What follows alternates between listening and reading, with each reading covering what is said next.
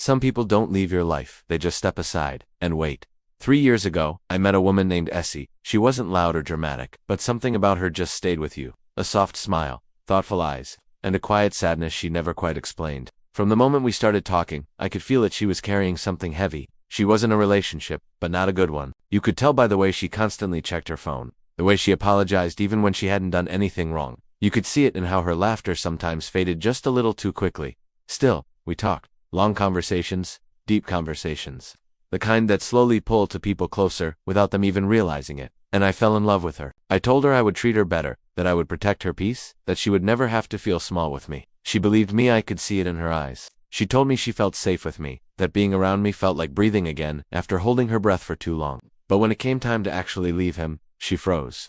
She was afraid to append her life, afraid to make the wrong choice, afraid that even if she was unhappy, the unknown of leaving would be worse. So, she stayed. And after months of loving her quietly, watching her stay with someone who was slowly chipping away at her light, I had to make the hardest decision of my life. I walked away.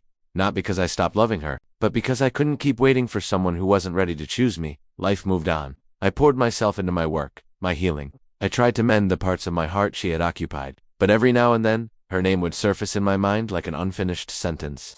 I find myself wondering what might have happened if she had just been brave enough back then. Then, a few months ago, someone new walked into my life. It wasn't a dramatic entrance. It wasn't planned. It just happened, the way the best things in life always seem to. She had this incredibly calm energy, a warm smile that made you feel at ease without even trying. When she spoke, she listened just as much as she talked, making you feel like you were the only person in the room. There was something so grounding about her, something steady. She wasn't trying to impress anyone, she was just completely, unapologetically herself. We started talking, and soon, we were spending more and more time together. Long walks turned into deep conversations. Coffee dates stretched on for hours. We had those late-night phone calls where you talk about everything and nothing, childhood memories, heartbreaks, fears, and dreams.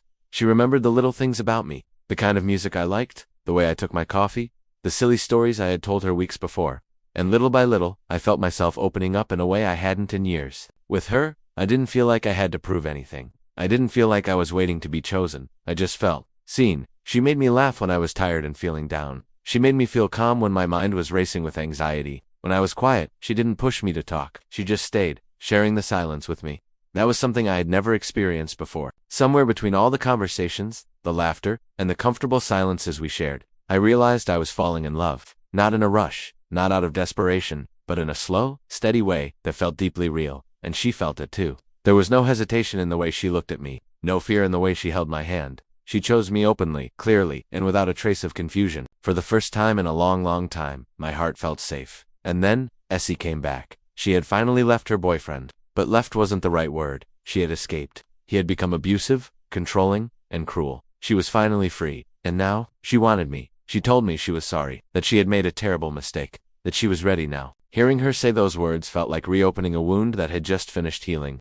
This was the woman I had once begged to choose me, the one I had waited for, and now she was standing right in front of me, finally ready. But my heart was no longer empty. When she found out I was seeing someone else, she asked to meet her. I don't know why I agreed. Maybe a part of me needed to prove that I had moved on. Maybe I wanted her to see the happiness I had found without her. So, I arranged it. The day came. I was nervous. My hands were shaking. They both walked into the room, and in that instant, everything stopped. The air went still. It was like looking at a reflection in a mirror. Same face, same eyes, same voice. That's when the impossible truth hit me like a tidal wave. The woman I had just fallen in love with was Essie's twin sister. The love of my past and the love of my present were suddenly standing right in front of me. Two sides of the same coin. My mind is a mess. I'm trapped between two worlds. One woman loved me when it was finally convenient for her. The other loved me when it was real.